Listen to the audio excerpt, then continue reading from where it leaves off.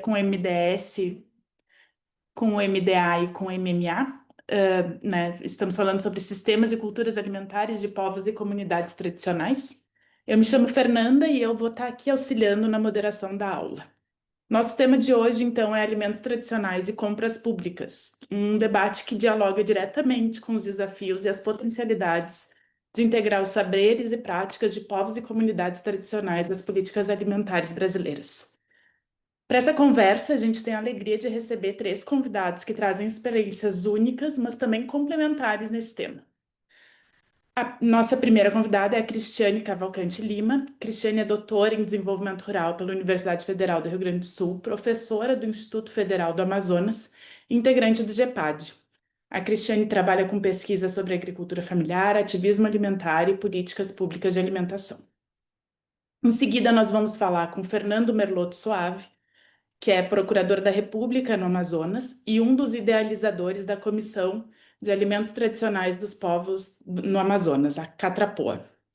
Então, nós ouviremos a Késia Lima, coordenadora do PAA pela Rede Terra do Meio e mestranda em etnobiodiversidade na Universidade Federal do Pará.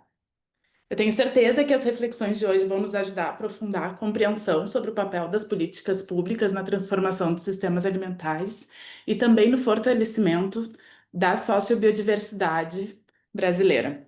Cada um dos nossos palestrantes, então, vai ter 20 minutos de fala. Sem mais delongas, para iniciar, então, eu convido a Cristiane para sua apresentação. Cris, eu vou te avisar quando faltarem 15 minutos para completar os 20 minutos, tá bom? Então, Bom, vamos lá, estou ansiosa. Boa aula a todos. olá, boa noite a todas e a todos. É um prazer estar aqui com vocês nessa noite. Para mim ainda é tarde, falo diretamente de Manaus, Amazonas, então tem uma horinha de diferença e a menos. Bom, eu me coloco aqui como uma interlocutora, né? Uma mediadora de uma experiência exitosa, com muitos desafios, mas que tem sido exitosa aqui no estado do Amazonas, que é a experiência da Catrapoa. É um coletivo que vem atuando nessa direção de garantir, viabilizar a aquisição de alimentos tradicionais via compras públicas, via PNAE, PA.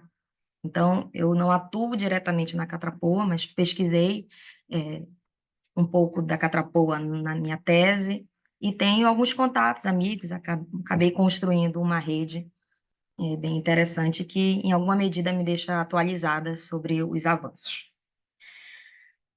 Bom, a minha fala ela vai estar nesse fluxo para talvez facilitar aí a compreensão, né? Eu falo aqui do Amazonas, talvez tenham muitos de vocês não conhecem a região, então vou comentar um pouco sobre a especificidade do estado do Amazonas. Em seguida, minha fala vai tratar especificamente da atuação da Comissão de Alimentos Tradicionais dos Povos no Amazonas, que é a Catrapoa, e apresentar brevemente alguns aspectos do cenário atual. Então, vai seguir esse fluxo.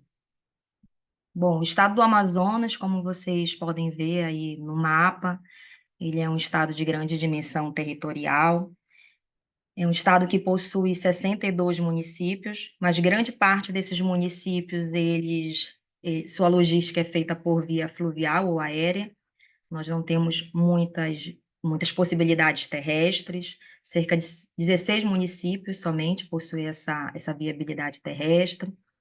É um estado que tem aí 4 milhões, um pouco mais de 4 milhões de habitantes, sendo que 2 milhões, um pouco mais de 2 milhões de habitantes se concentra na capital, Manaus. Então, é um estado com muitas peculiaridades logísticas, possui baixos índices de rendimento e alguns autores sinalizam que essa vulnerabilidade econômica está em boa medida atrelada a essa dificuldade na questão do acesso, na questão da logística de pessoas e mercadorias, enfim. Então é um território com uma logística de abastecimento muito longa. Aqui algumas imagens que retratam um pouco da realidade do estado do Amazonas. Então, existem algumas falas que, na minha percepção, é equivocada, né, de pessoas talvez um pouco inexperientes ou assim que não conhecem bem a região, que sempre comentam que é uma regi é um- que a região, essa complexidade, ela é um problema. Ocorre que vocês estão me ouvindo? Sim. Sim, Porque congelou aqui a imagem de vocês, fiquei com receio de a minha. Qualquer coisa, vocês me interrompam se tiver algum problema de conexão, tá? Bom, então, na verdade, a gente não pode encarar, né, na minha percepção e também baseada em alguns autores, a gente não pode encarar a nossa essa peculiaridade como uma problemática, porque afinal de contas ela sempre existiu. Claro que Claro que tem sido intensificadas grandes cheias, grandes vazantes em virtude aí das problemáticas climáticas, mas é uma realidade que ela é própria nossa. Então, considerando que ela é uma realidade própria dessa região, é necessário ações que considerem as demandas particulares desses territórios, né, desse território amazônico. Então, a Catrapoa, ela atua justamente nessa direção, no sentido de considerar essas especificidades, não ver exatamente como um problema, muito pelo contrário, acabou observando como uma solução. Mas vou comentar depois sobre a atuação dela. Só tratando das problemáticas aqui da região, toda essa complexidade logística acaba interferindo nos padrões alimentares da população, de modo geral, e pesquisas indicam que, de modo particular, esses padrões também têm sido afetados, padrões no sentido de consumo de alimentos fora da cultura, né, alimentos industrializados, processados, enfim, têm sido substituídos, né, ou adicionados entre populações indígenas e povos tradicionais. Então, há pesquisas que sinalizam nessa direção. E essa substituição ou adição, né, é muito comum aqui tudo que se come com farinha, né, até macarrão com farinha. Então, acaba havendo uma adição, uma sobreposição, né, então, um excesso de carboidrato, que, como sabemos, gera problemas, a obesidade vem crescendo, a pesquisa, existem pesquisas nessa direção que têm constatado isso, né? Isso no Brasil todo, né? Mas aqui a realidade não se diferencia, e com isso problemas que a gente já sabe relacionados a problemas cardiovasculares, hipertensão, enfim, isso é uma realidade presente entre as populações indígenas e demais povos tradicionais, como as ribeirinhas, que é muito presente aqui na região. Então, essa adoção de alimentos alheios à cultura, além de prejudicar o ponto de vista nutricional, tem influenciado, né, na questão dos conhecimentos e uso dos recursos naturais e, em última análise, tem prejudicado o desenvolvimento sustentável da região. Bom, então comentei brevemente sobre o cenário e agora comentar um pouco, tratar um pouco da atuação da Catrapoa. Considerando todo esse cenário problemático da alimentação das populações tradicionais, a Catrapoa atua justamente. Não está passando aqui meus slides. Agora foi. Atua justamente nessa direção.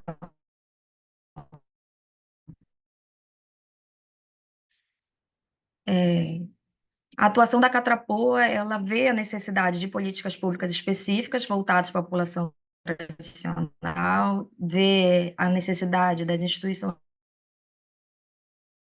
governamentais atuarem nessa direção. Então, ela vem atuando desde 2016, 2019, ela se formalizou por um motivo um pouco ameaçado em função do governo Bolsonaro. Então, na tentativa de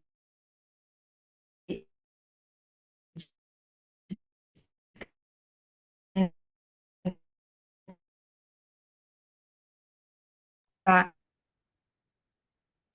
Cris, impedir. Cris, tu congelaste um pouco. Oi, Ficou um pouco oi, cortada a tua parei aonde? fala. Oi. Oi, No, ah, esse slide, ele ficou todo cortado. o anterior ou esse aqui, onde tem vários O anterior. o anterior. Isso. Tá, não vou voltar por função do tempo, tá? Mas a gente pode comentar aqui rapidamente que, considerando todo esse cenário, né, que eu comentei, acho que vocês ouviram o cenário problemático da alimentação, né? Da substituição de alimentos industrializados, ok. Então, todo esse cenário, ele é nessa direção para combater essas problemáticas que a Catrapoa surgiu. Aí eu comentei que a Catrapoa surgiu formalmente em 2019, mas ela já vinha, ela se formalizou em 2019, desculpa, mas ela surgiu em 2016, então ela já vinha atuando desde 2016. Ela sentiu a necessidade de se formalizar em 2019 por um receio do governo Bolsonaro. Então, talvez uma tentativa de desmantelar o coletivo, eles formalizaram, entendeu? Mas a sua atuação ela já vinha desde 2016 nessa direção, né? A pauta principal é a valorização da alimentação local e geração de renda. Aí esse slide ele apresenta alguns é, das associações. Na verdade, a Catrapoa é um grande coletivo que envolve tanto instituições governamentais, das três esferas de governo, federal, municipal, estadual, associações, cooperativas, lideranças indígenas. Então, é um coletivo, ela funciona como um fórum permanente, que se reúne periodicamente para discutir essas questões. Aí, o que observou-se, né? Observou-se que a Catrapoa observou o quê? Né? Primeiramente, falar o nome do Fernando, né? Que ele foi o idealizador, né? Foi a primeira pessoa que, de fato, observou, atendeu a essa demanda. Observou que as populações indígenas, elas tinham, determinadas populações indígenas, elas tinham produção. Então, pensou-se, né? Se tem produção e tem escolas necessitando de produção, porque a logística, por exemplo, de produtos da agricultura familiar para determinadas aldeias, ela é completamente inviável, né? A professora Grisa aqui, alguns colegas estiveram aqui, e nós fomos numa escola, aqui mesmo ainda na cidade de Manaus, e vimos o quão longe é a escola para receber esses alimentos in natura. Então, essa logística toda acabava que não chegava alimento in natura. Então, observou-se que existia uma demanda e existia produção, mas esbarrava num problema, que era a questão sanitária, porque sabe-se que as comunidades indígenas, os povos tradicionais, eles possuem mecanismos próprios de conservação de alimentos. Então, a Catrapoa, ela elaborou algumas notas técnicas, e nessas notas técnicas, ela fundamentava que a segurança alimentar, ela deve, por imperativo constitucional, ser compatível com os hábitos alimentares dos diferentes segmentos da população brasileira e seus meios de produção. Então, não se restringia a quantidade de nutrientes, né? Considerava também toda a questão cultural. Então, foi elaborada a primeira nota técnica, em 2017. Essa nota técnica ela foi direcionada para os povos indígenas, especificamente, e, posteriormente, eles elaboraram, né, o Ministério Público, a Catrapoa elaborou, e o Ministério Público, enfim, deu publicidade, né, a segunda nota técnica, que ampliava para outros povos e comunidades tradicionais, ribeirinhos, quilombolas, e para todo o território nacional. Então, as notas técnicas foram o mecanismo, né, o meio em que eles conseguiram manobrar essas rigorosas normas sanitárias que não se aplicam, né, às populações tradicionais. Então, como eles elaboraram essas notas técnicas a partir de alguns conceitos que já estão presentes em diversas legislações e diversas normativas que tratam ou fazem menção às populações indígenas e tradicionais. Perceberam que o aluno lá da comunidade que se alimenta daquele legume, enfim, daquela fruta, daquela polpa, daquele açaí, é filho do professor, ou é sobrinho da merendeira, enfim, há uma rede de parentesco. Então, eles articularam o conceito de família estendida, que é fundamentado já no Estatuto da Criança e do Adolescente, por exemplo. Então, perceberam que desde a produção até o consumo final das aldeias, tratava-se, portanto, de um contexto familiar, considerando aí que a rede familiar ela não é exclusivamente consanguínea, né? Então, os pais, os tios que plantam no roçado são parentes, os alimentos são preparados nas escolas pelas merendeiras, manipuladoras de alimentos, enfim, geralmente é uma mulher indígena. Então, há, portanto, a conexão desses conceitos que já existem em outras legislações que tratam dessas populações. Então, eles se fundamentaram muito bem nessas questões. Então, existe uma fala de um dos entrevistados que eu achei bem interessante, super coerente, que ele diz assim, que fizeram, o que que a Catrapoa fez, né? Todas essas legislações que eu comentei aí, esses decretos, convenções que estão aí presentes nos slides, eles, em alguma medida, tratam, né, do respeito das tradições, da importância de valorizar as populações tradicionais, enfim. Então, o que que eles fizeram de acordo com o Porão, nome fictício aí do nosso indígena agricultor? Fizeram um entendimento do conjunto de normas já existentes, compilaram, deixaram em uma narrativa compreensível, que era a realidade dos fatos. Então, ele sintetizou bem aí essa manobra que a Catrapoa conseguiu fazer a partir fundamentada em diversos preceitos legais. E aí, em 2019, foi realizada a primeira chamada pública específica para as populações indígenas, pela Secretaria Estadual de Educação aqui do Amazonas. Essas imagens é de São Gabriel da Cachoeira, outras são de Tefé, e retratam um pouco aí para vocês terem dimensão, né, da entrega dos alimentos e da logística que eu comentei um pouco acima. Então, conseguiu ser feita, né? Bom, aí um comparativo da existência da Catrapoa, né, em 2016, né, ainda a não atuação da Catrapoa com a atuação da Catrapoa em 2022. Então, a gente percebe aí nesse gráfico simples comparativo que em 2016, antes da atuação aguerrida desse coletivo, apenas 23% dos municípios do estado eles adquiriam os alimentos da agricultura familiar. Importante salientar que a Catrapoa ela ofereceu esse efeito colateral positivo, né? Porque muitos não acionavam nem a chamada convencional, né? Então não conheciam o trabalho, esse trabalho permitiu uma maior divulgação, esclarecimento, enfim. Então, em 2022, esse número ele aumenta significativamente, né, para 61 municípios. Vou passando aqui, né, que já está quase 15 minutos. E aí o cenário Ia atual, já né? te dizer, Cris. Eu Ia sou já bem, te... vou ganhar uma estrelinha hoje, eu acho, porque eu estou 14 minutos. Então, tivemos dimensão desse contexto atual, complexo, de grandes problemáticas ambientais também, né? Mas problemáticas alimentares, que é o foco de atuação da Catrapoa, por meio das notas técnicas, e o cenário atual. O Márcio, que é o assessor da Catrapoa, muito gentilmente compartilhou comigo alguns dados, né? E eles encaminharam, eles fizeram um questionário e emitiram para vários municípios, e para todos os municípios, na verdade, mas apenas 24 responderam, que é esses que estão sinalizados aí no mapa. E aí, dos 24, 18, agora tem muita coisa aqui na minha frente, está aqui.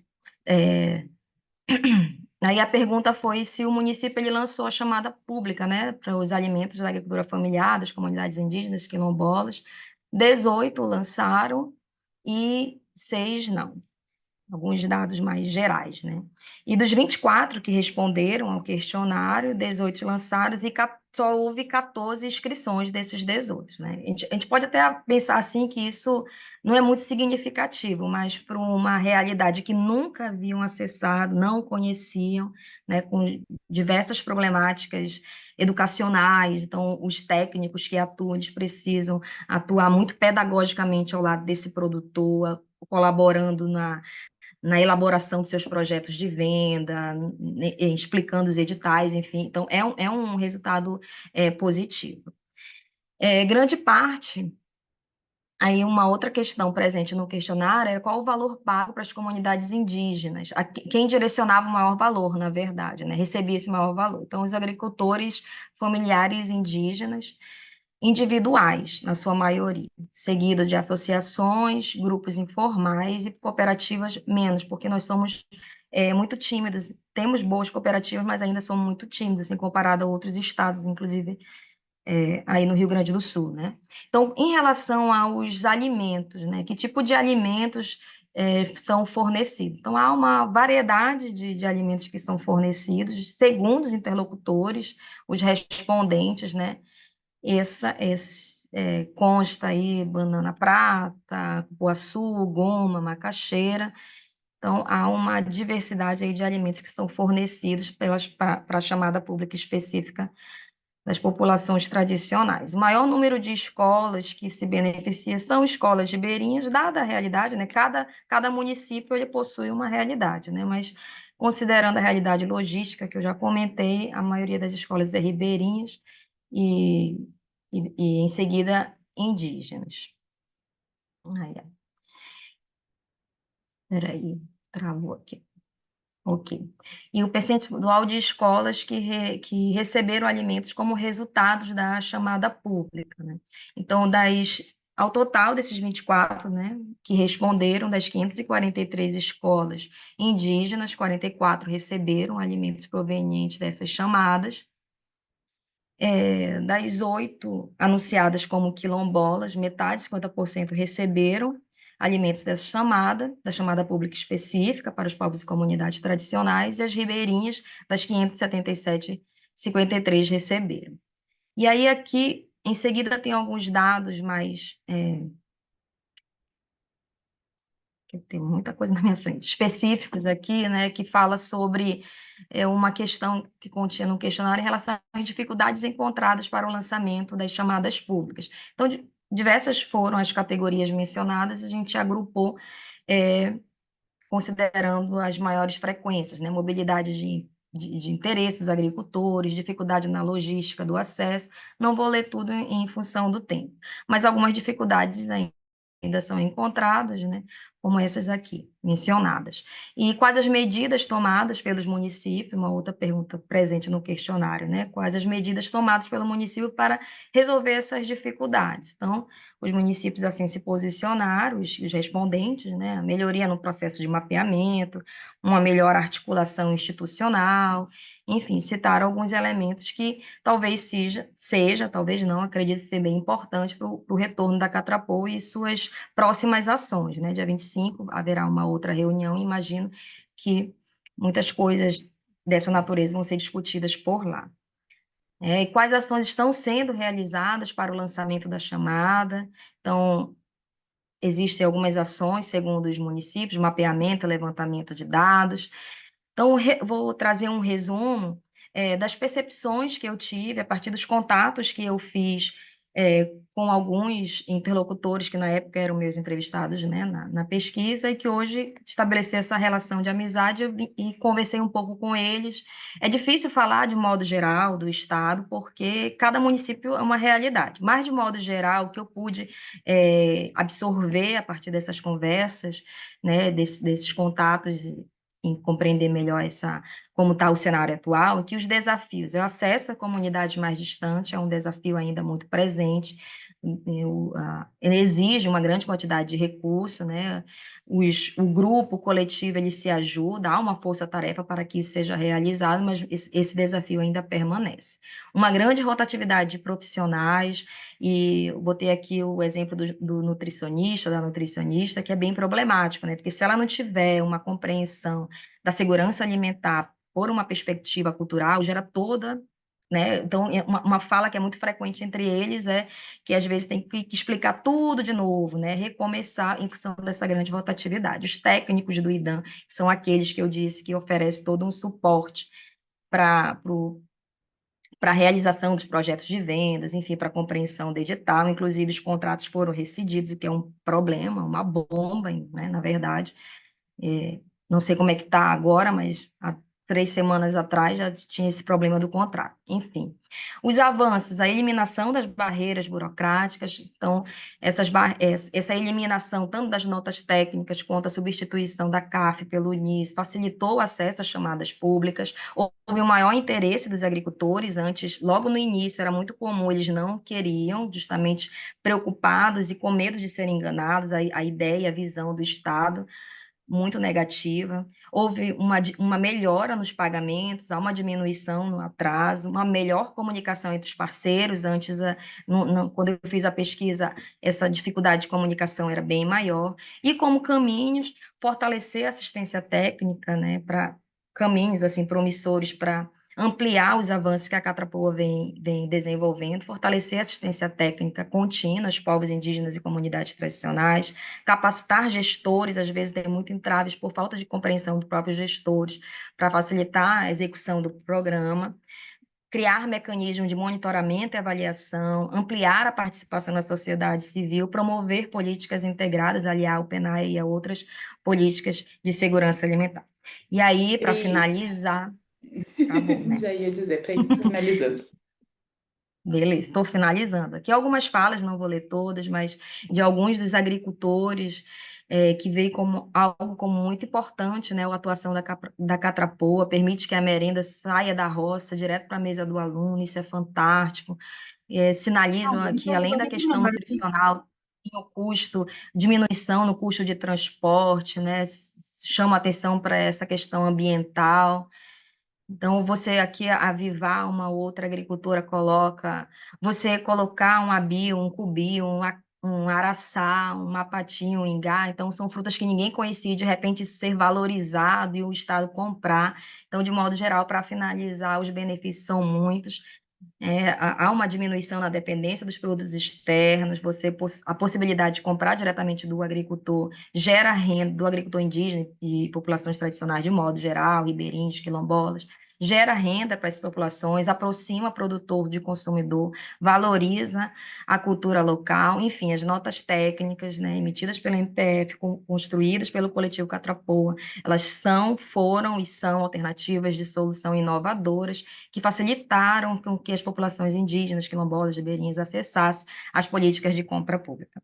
Foi tão inovadora que ela ganhou, fez bem jus, né, ao prêmio que ganhou, o prêmio Inovare em 2020. Então, para finalizar a minha fala, é que as mudanças climáticas é ótimo, mudanças em políticas, elas são necessárias, sobretudo na nossa região, né, que vem vivenciando, como todos vêm acompanhando, aí, grande problemas de degradação ambiental, muito deles causado pelos sistemas alimentares industriais, que têm prejudicado aí ecossistemas e os conhecimentos tradicionais. Por fim, eu destaco a relevância da atuação desse coletivo Catrapoa, que tem se ampliado para todo o território do Brasil por meio da mesa de diálogos Catrapovos Brasil. Desculpa, passei um pouquinho. Muito obrigada, Cris. Já aproveitando que eu vi que o procurador Fernando está na sala e já está respondendo várias perguntas no chat, então vou chamar já de imediato para que ele faça a sua apresentação, também a respeito da Catrapoa, né? Como a Cristiane colocou na apresentação dele, ele é o idealizador, né? Da comissão, então chamo o procurador Fernando para que faça a sua apresentação. Fernando, temos 20 minutos de fala. Eu vou avisar quando der 15 minutos e faltarem 5, tá certo? Joia, boa noite, pessoal. Eu mesmo passo aqui a minha apresentação, é isso? Pode Se ser? puder, pode ser. Vamos ver. Tá aparecendo para vocês? Para mim tá. Tá, Aqui tá tudo certo. legal. Então vamos lá. Então, boa noite, obrigado pelo convite. Bom estar aqui, acho que mais uma vez, né? Acho que eu participei de uma aula, não lembro, foi ano passado, retrasado. Mas que bom, né? Deixa eu só aprender aqui como é que passa esse bicho aqui. Talvez É... ele não tá em modo de apresentação para gente, Fernando. Ah, não é? Talvez precise sair da apresentação, colocar em modo de Tá. apresentação e aí compartilhar. Que coisa, né? Apresentação de slide. Talvez. Vê se eh, agora vai. Agora foi. Agora foi. Agora foi. Vamos lá, deixa eu ver se eu vou conseguir passar aqui. Bom, aí a Cris já falou um pouquinho, né? Agradecer também toda a apresentação aí da Cris, a gente trocou umas figurinhas antes, tentar não ser repetitivo. Falou já um pouco de todo esse histórico da Catrapoa, né? Do início aqui no Amazonas e tudo mais. Vou complementar um pouquinho isso com a Catrapovos, né? Explicar um pouco essa diferença. Tá passando para vocês, né? Tá? Aí então eu vou pulando alguns slides, porque eu uso ele como padrão, né? Como a Cris já falou bastante coisa, eu vou pulando. Tem todo esse histórico da Catrapoa, o início aqui no Amazonas, né? De 2016 até 2021, praticamente a gente fica quietinho aqui e vai desenvolvendo o projeto aqui. E aí, em 2021, que se cria a Comissão de Alimentos Tradicionais dos Povos do Brasil, né? A mesa de diálogo permanente Catrapovos do Brasil, via Sexta Câmara. Aí, todas essas questões eu acho que a gente vai depois ter algum momento para partilhar, né? Trocar dúvidas e tal. Então, acho que eu vou tentar ser bem breve e deixar mais tempo aí para depois a gente poder trocar ideia. E aí, os gargalos, né? As dificuldades naturais do gestor público, dos povos de ter desconhecimento, da questão burocrática, de exigir da APICAF. Eu não sei se está todo mundo familiarizado, mas eu vou explicar cada uma dessas siglas, né? Porque para a gente, às vezes, fica. Fernando, me desculpa, vou ter que te Oi. interromper um pouco. O pessoal está dizendo que está cortado o teu slide. Na minha tela Eita! ele aparece inteiro, mas eu acho que talvez seja alguma configuração. Então tá cortado para todo mundo, é? Tem muita gente Tá. comentando que tá com. Vamos ver aqui então.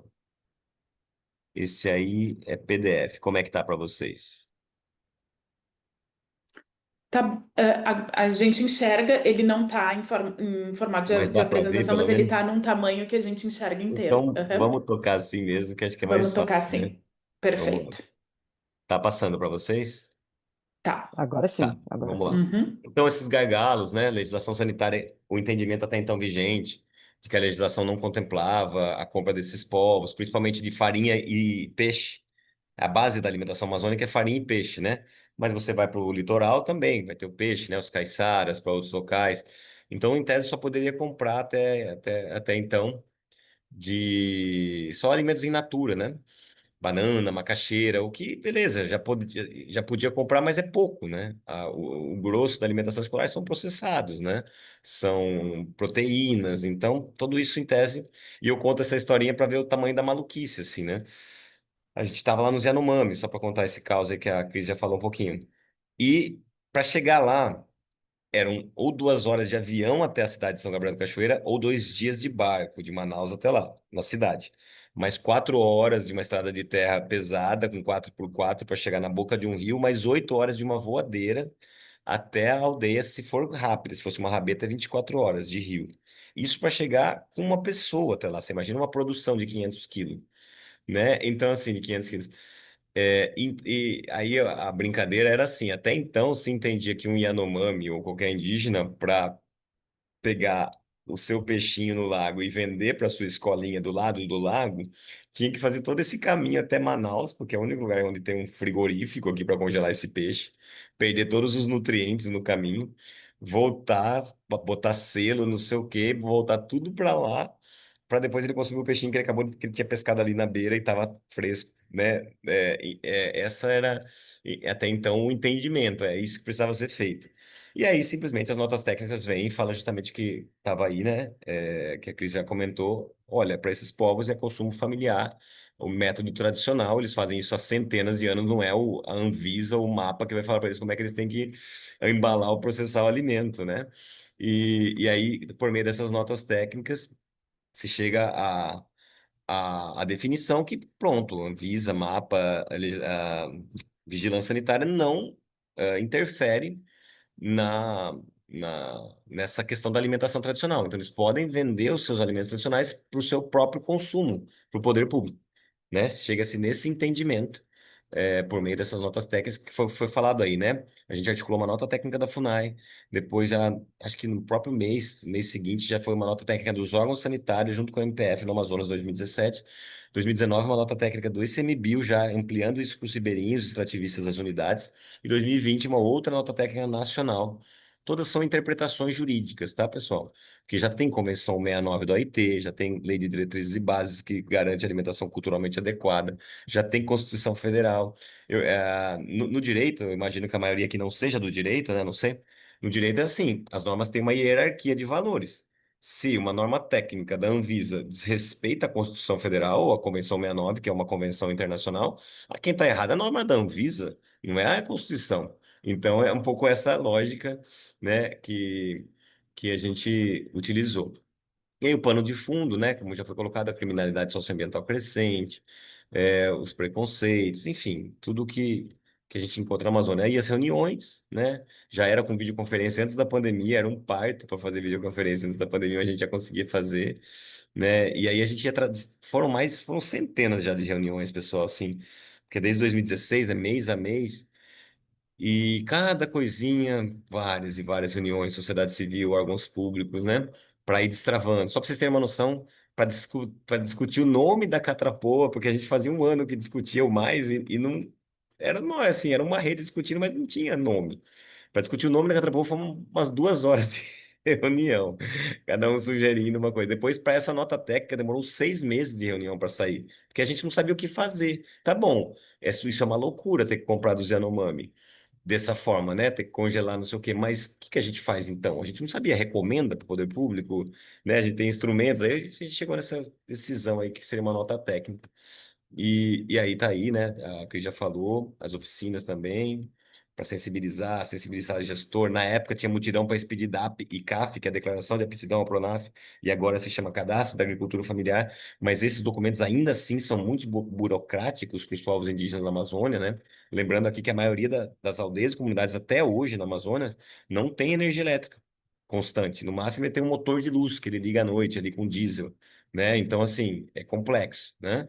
Mas hoje não se exige mais, né? A gente vai falar um pouquinho disso do DAP-CAF. Os alimentos, a Cris já mostrou, né, que já estão chegando, tudo mais, o carro aqui ao fundo. E a nota técnica da Sexta Câmara, que amplia esse entendimento do Amazonas, que era só para indígenas desde 2017, já estava acontecendo aqui as chamadas públicas, comprando o alimento desses povos, né, a Secretaria de Educação, tudo rolando. E aí, em 2020, a Sexta Câmara amplia esse entendimento, também uma articulação nossa da Catrapo, para o Brasil inteiro, né? Tô repetindo um pouco, mas tô indo aí. E aí a Cris também já fez esse de outra forma, né? Esse avanço de 2016, 2022. E aí alguns dados também das chamadas públicas, né? Também da SEDUC, em outros estados do Brasil, avançando. Acho que já tem mais ainda do que essas aí. Acre, Roraima, São Paulo, Pará, enfim. E aí aqui é um no Amazonas, a diferença entre o início e o fim, né? O início da Catrapoa em 2016 e 2022, a maioria dos municípios hoje já compra da agricultura familiar, já compra dos povos indígenas tradicionais, porque é isso, assim, é muito uma atuação de formiguinha, não tem, como é que fala? Não tem uma mágica. Tem que reunir prefeito com prefeito e coloca o SECANE, que é o Centro Colaborador do FAM, e sociedade civil, e reunião, e recomendação, e bota na imprensa, e visita o município. Não tem muita mágica, né? Política pública é dessa forma aí. Eu já peguei muito. Uau, todas as piras aí do interior do Amazonas, a gente chama de pira aí, as coceiras que dá as coisas pro interior, né? Já peguei umas verminoses, tudo vocês pensarem aí, porque é indo para as aldeias, para as comunidades, mas eu amo, né? Eu gosto demais assim de estar aí rodando, viajando. Aí, os dados do PAA, eu acho que a Cris não falou muito, né, Cris? Do Programa de Aquisição de Alimentos. Por quê? Até então a gente estava falando de PNAE, Alimentação Escolar. Só que isso começa a ser aplicado por PAA, Programa de Aquisição de Alimentos, que não tem, em tese, nada a ver com PNAE. É uma outra lógica, mas ele acaba, às vezes, também levando alimentos para as escolas. O PAA, ele visa Se o garantir segurança. Franco vai Oi? usar o Acho que carro. abriu algum áudio aí, né? Vamos lá. Então, o PAA, ele visa fazer compras. Tem várias modalidades, tá? Mas tem o PAA para comprar alimentos para órgãos públicos. Vou dar um exemplo. A saúde indígena tem a Casa de Saúde Indígena. E ela também tem que comprar 30%. É uma outra regra, não é a do PNAE, mas ela também tem que comprar no mínimo 30% dos povos. E olha que interessante, os indígenas reclamam para mim que o alimento lá na Casa de Saúde Indígena está ruim, que é terceirizado, que é outras pessoas que fazem. Aí qual é a resposta? A mesma. Compra deles. Por que que não compra deles os alimentos para eles mesmos na Casa de Saúde Indígena? Mesma coisa. É para eles, então pode comprar sem nenhuma burocracia sanitária, né? E aí, isso também, a gente avançou vários resultados, né? Que já colocou aí, reduz logística, reduz lixo nas aldeias, traz segurança pública, porque quem está plantando e recebendo de renda não vai estar traficando, não vai estar garimpando, não vai estar desmatando, né? Porque, infelizmente, tem muito assédio. Tem povos que acabam sendo aliciados pelas redes de criminalidade socioambiental, justamente para ingressar, né, nessas redes de crime. Os resultados ambientais, né? Não tem lancha levando alimentação escolar por quilômetros e quilômetros de rio ou estradas, né, em outros locais do Brasil. Pegou ali, produziu ali, é ali mesmo que fica na escolinha da aldeia, da comunidade, ganhou o prêmio que a Cris falou, Inovare, entrou numa lei da pandemia, esse entendimento da nota técnica, depois também tem um projeto de lei no Senado sobre isso, e em 2021 se cria a mesa Catrapovos Brasil. que é justamente essa mesa que visa expandir essa iniciativa do Amazonas para o Brasil inteiro, né?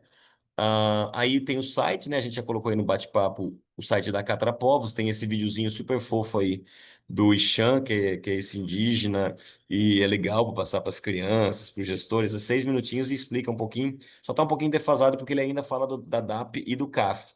Não é mais exigido também para os povos. Se tiver, maravilha, mas se não tiver, qualquer povo, qualquer pessoa, né, qualquer indígena, quilombola, ribeirinho, caiçara, quebradeira de coco, babaçu, com Bolsa Família, ou seja, NIS, CAD único, hoje já pode acessar a política. Já pode vender, nem que seja um maço de cheiro verde ali, né, ou uma batata doce, ele já pode vender para alimentação escolar. E é isso que basta, tá, gente? Não precisa ter grandes números. A pessoa está vendendo R$ 100, R$ 200 por mês, é o que basta. Ele já vai começar a acessar a política, né, e começa todo esse ciclo positivo a acontecer. Aqui também está defasado, tem que atualizar isso aqui.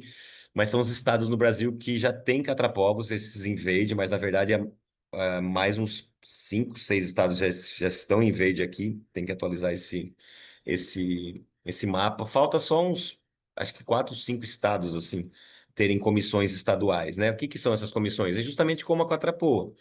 Para que precisa para ter ela? É uma comissão, é uma rede que estimula que os órgãos públicos comprem desses povos, porque está na lei, né? E como é que é uma forma mais efetiva disso acontecer? Com o órgão fiscal. Pode ser o Ministério Público do Estado, o Ministério Público Federal, Defensoria Pública, Tribunal de Contas, seja lá quem for. Mas tem que ter alguém ali dando aquela cutucada, entendeu? Empurrando para a política fluir, marcando reunião, soltando um ofício.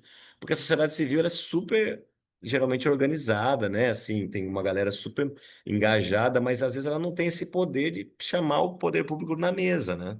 Que geralmente os órgãos fiscais, como o Ministério Público, têm. E é nisso que flui. Não necessariamente tem que ter um coordenador desses órgãos. Basta se um promotor, um defensor, pelo menos soltar um ofício e dar uma cutucada, né, já ajuda bastante nesse processo aí. E aí, como eu falei, né, teve um diálogo com a Colômbia. Acabei de sair agora à tarde dessa conversa com 16 países, né, da América Latina, dessa RAIS, né, Rede de Alimentação Escolar Sustentável. São os países da América Latina está tentando estimular, né, a adoção do PNAE, da compra da agricultura familiar. E isso tem interesse até para a gente, por incrível que pareça. Por quê? Não adianta eu instalar a Catrapovos e a Catrapoa no Amazonas e os povos indígenas e ribeirinhos do Amazonas todos acessarem, começarem a ficar mais fortes, se do lado da Colômbia e do lado do Peru ninguém acessa.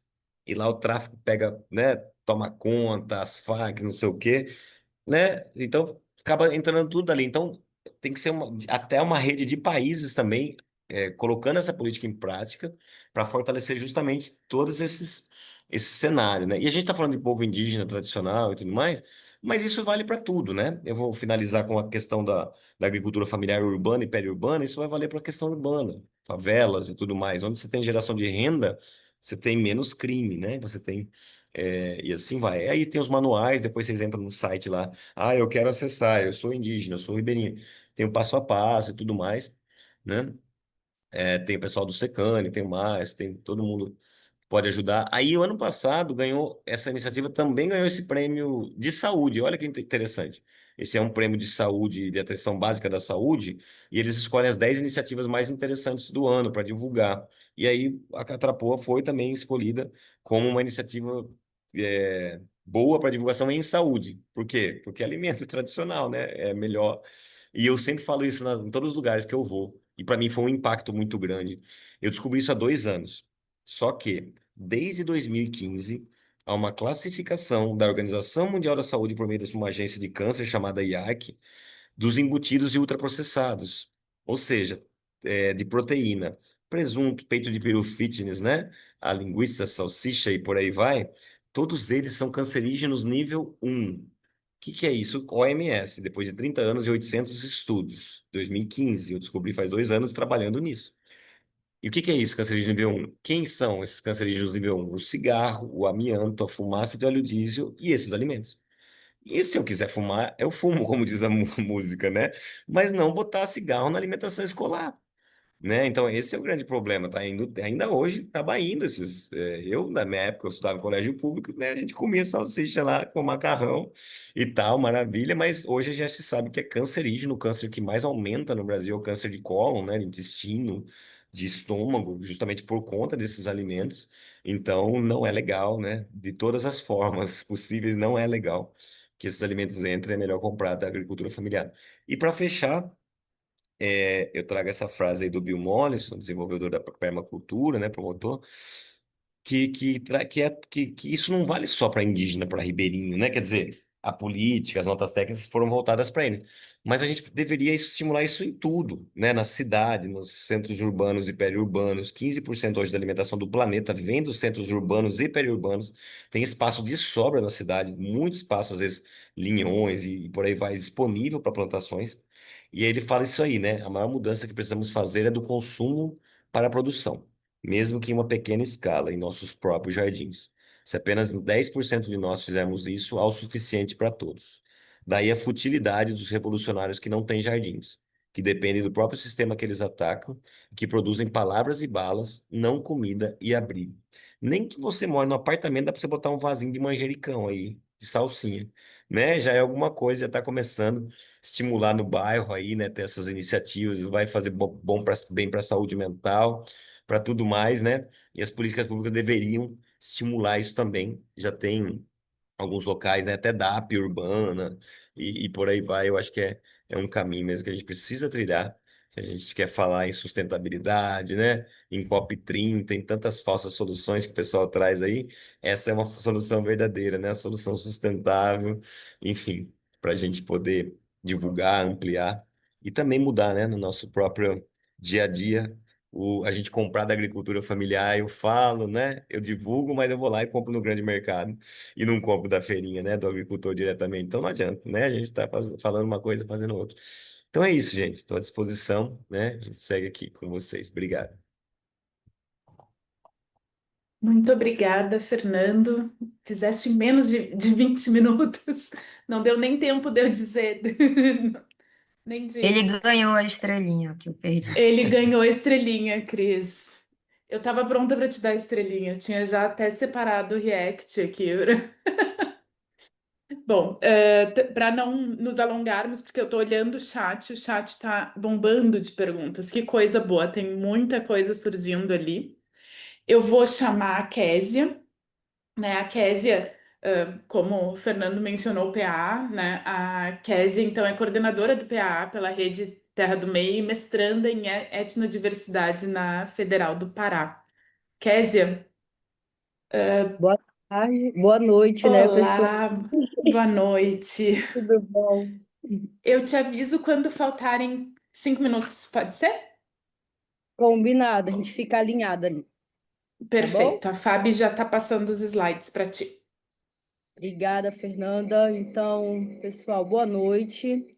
Primeiramente, agradecer pela oportunidade de estar no espaço desse construtivo, ainda mais nesse papel de pesquisadora aqui da Amazônia, né? Então, é com muita alegria que eu vou compartilhar a nossa experiência aqui do Norte, como que estamos organizados, né? Então, no primeiro slide vai estar aí fortalecimento de povos e comunidades tradicionais por meio dos mercados institucionais, né? Então, o convite ele chegou para a gente trabalhar isso, tá? Então, hoje eu estou na coordenação do Programa de Aquisição de Alimentos na Rede Terra do Meio e realizando a minha pesquisa de mestrado. Hoje eu faço parte lá da turma do Etno, que é de indígenas, ribeirinhos e pessoas que trabalham com essas comunidades.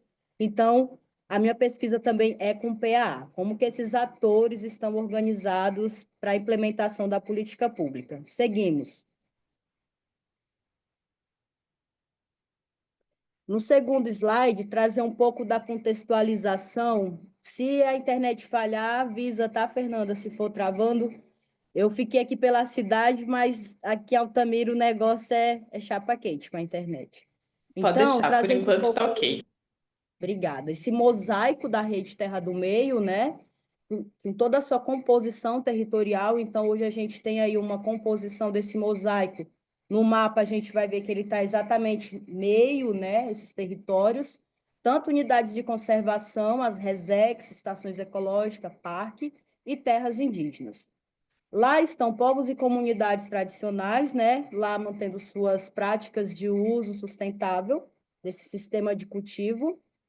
Diversidade socioambiental e cultural, riquíssimo de saberes, modos de vida, experiências, tá? Espécies, com uma importância climática grande, porque tem um papel estratégico exatamente de conservação desses espaços, certo? Com equilíbrio climático tanto para a região quanto a nível global.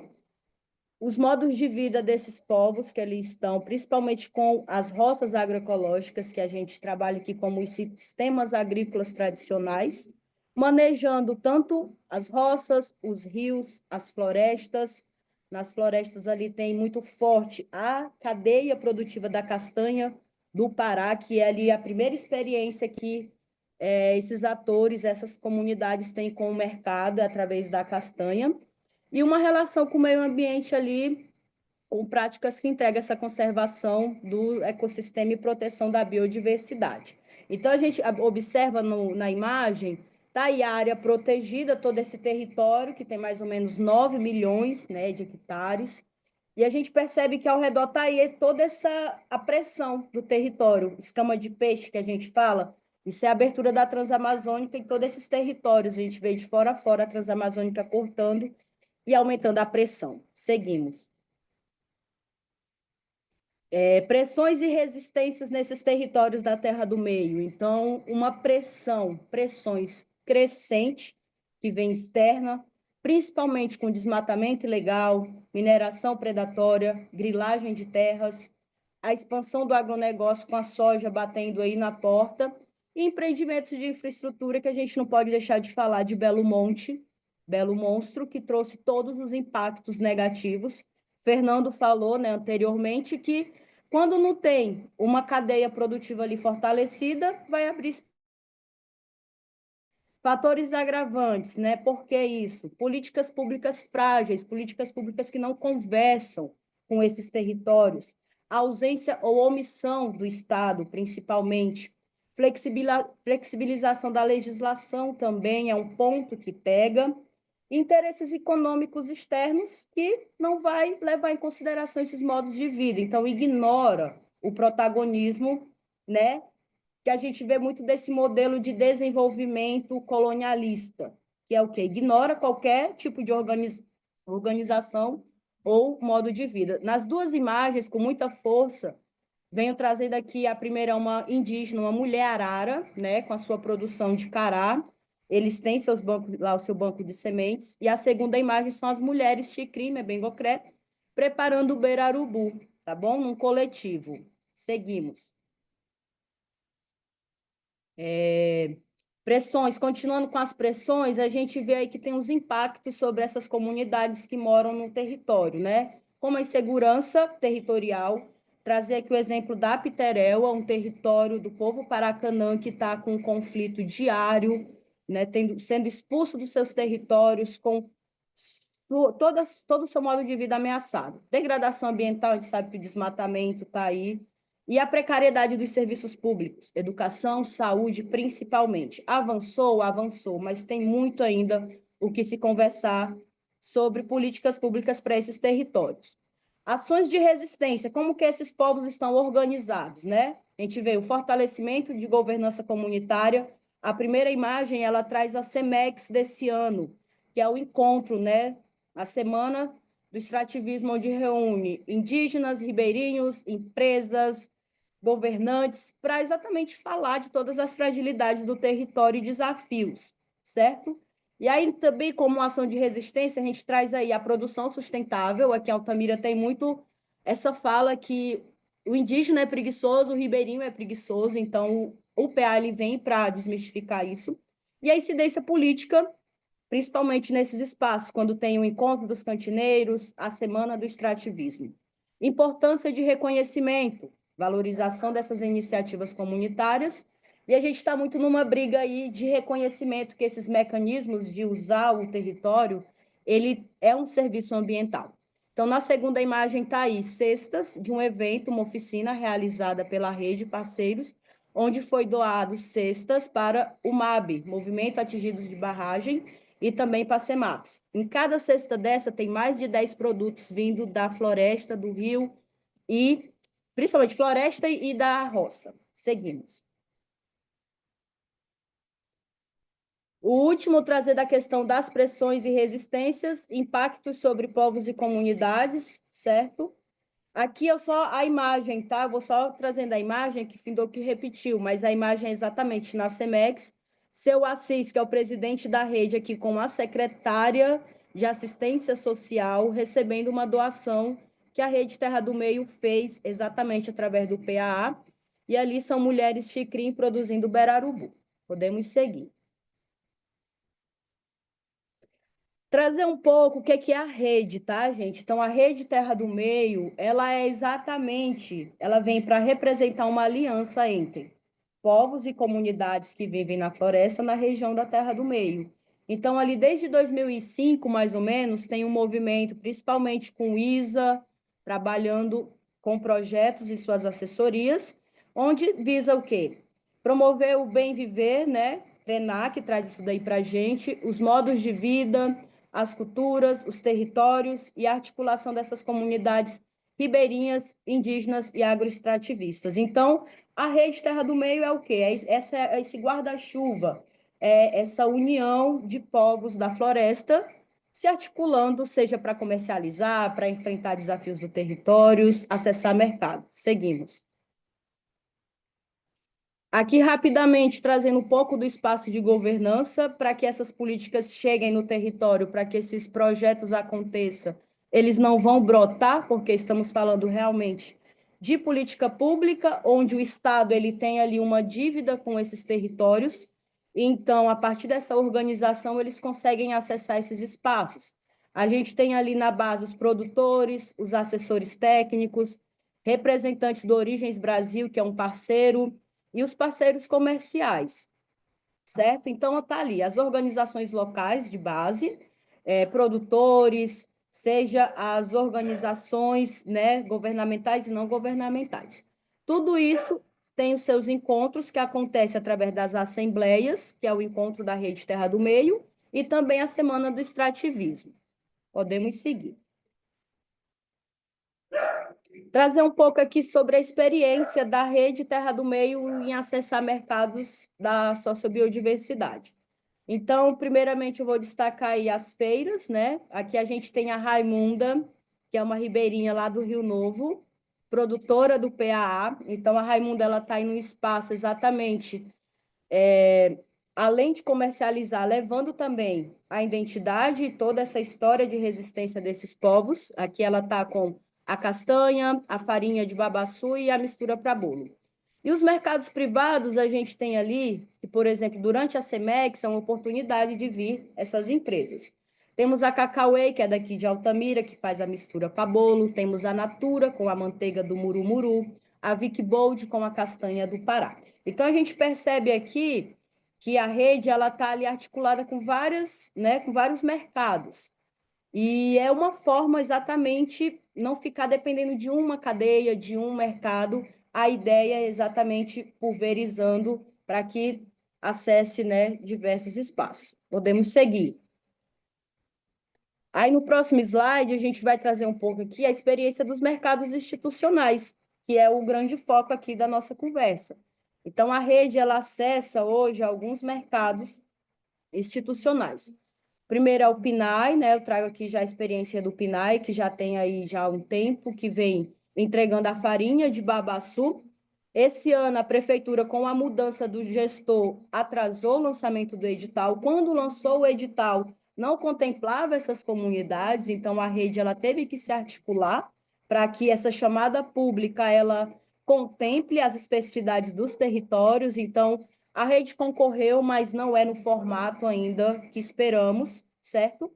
Tem o PAA ele já vem aí desde 2000 e teve em 2015, 2020 também teve um projeto bem legal da Moreri, que faz parte da rede, mas por vários fatores não conseguiu executar e o recurso foi devolvido. Então, Agora a gente está tendo uma nova oportunidade. Em 2023, a rede ela acessou um edital com um recurso de 1,5 milhão para que esses povos eles tenham uma alimentação tradicional nas suas escolas.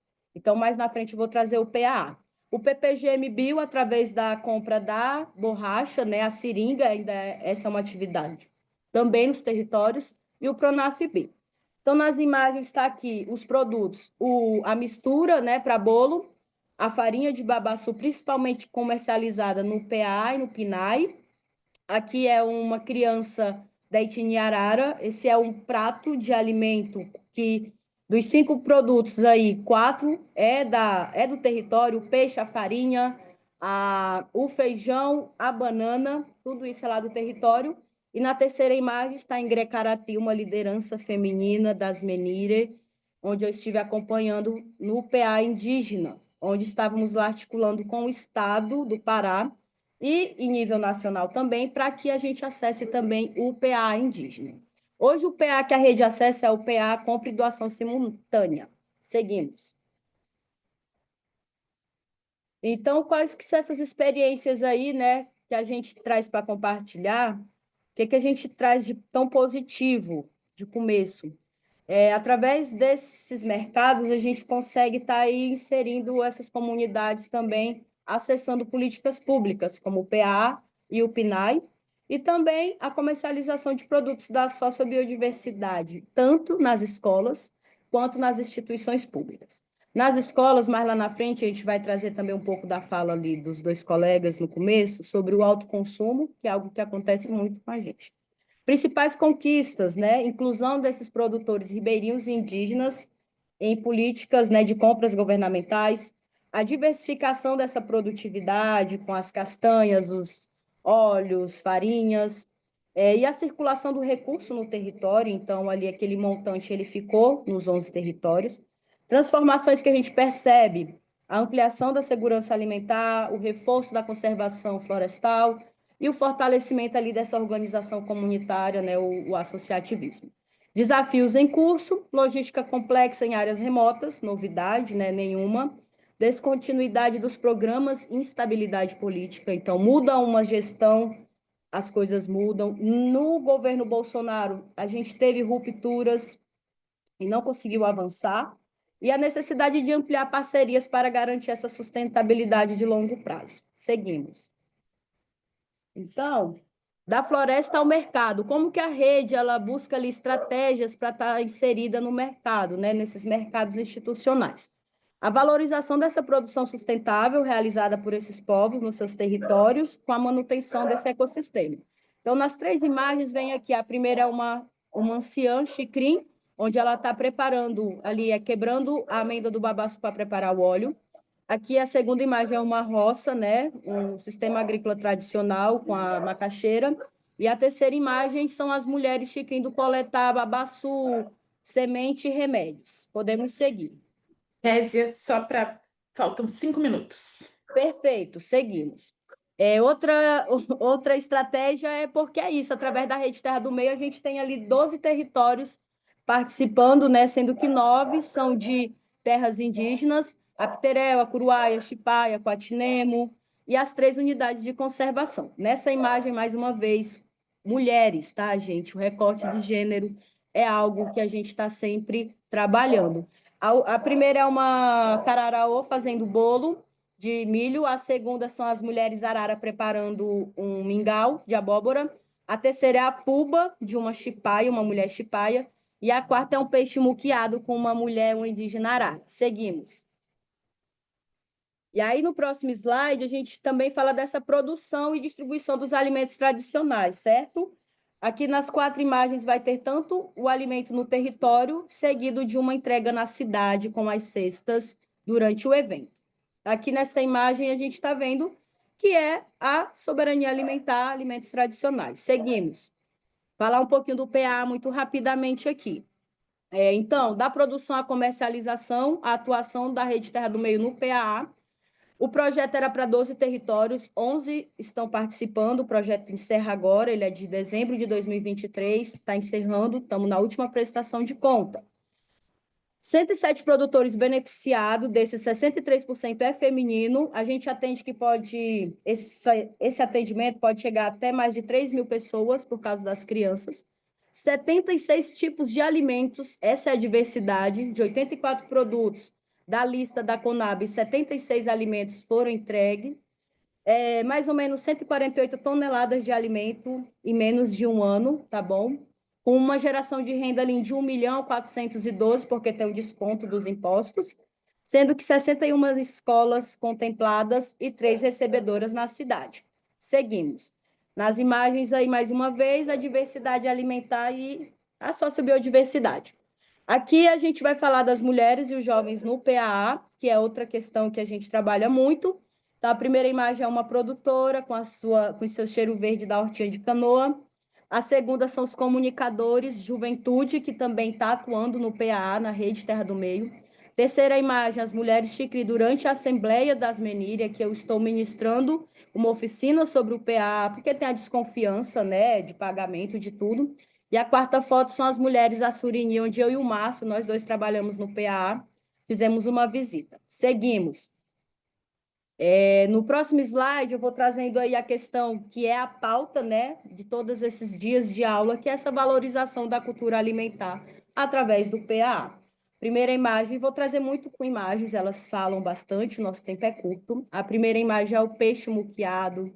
A segunda é o bolo de puba, que está em todos os territórios das resex e das aldeias. Terceira é o beirarubu, uma comida tradicional xicrim, bengocré, que é ofertada nas escolas. Quarta é o mamão, também das roças. Aqui a quinta é um milho assurini, milho tradicional, semente deles. Aí vem um jovem com sua produção de banana. Aí a próxima imagem vai ser o mingau de Inajá, que é muito comum para os araras. Então, são alimentos que não estão no cotidiano urbano, mas que faz parte do dia a dia dessas comunidades. E, por último, as mulheres arara produzindo o mingau. Seguimos.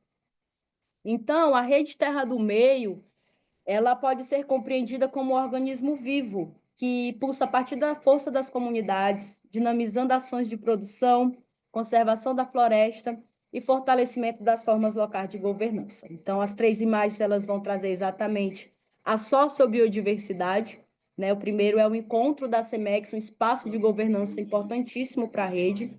O segundo é o encontro, né, da Rede Terra do Meio, e a terceira são as crianças lá nos territórios se alimentando do que as suas famílias mesmo produzem. Seguimos. E por último agora, né, eu quero trazer aí a mensagem de que o PA ele fortalece a cultura alimentar ao valorizar saberes, sabores e modos de produzir dos povos das florestas, que alimentam corpos, preservam tradições e sustentam territórios. Rede Terra do Meio, muito obrigada. Pena que o tempo é curto, mas a gente está aí para compartilhar mais nesse próximo intervalo. Késia, foste britânica, 20 minutos cravados. É sobre isso, mana. Xinguando aqui. Ótimo, fantástico.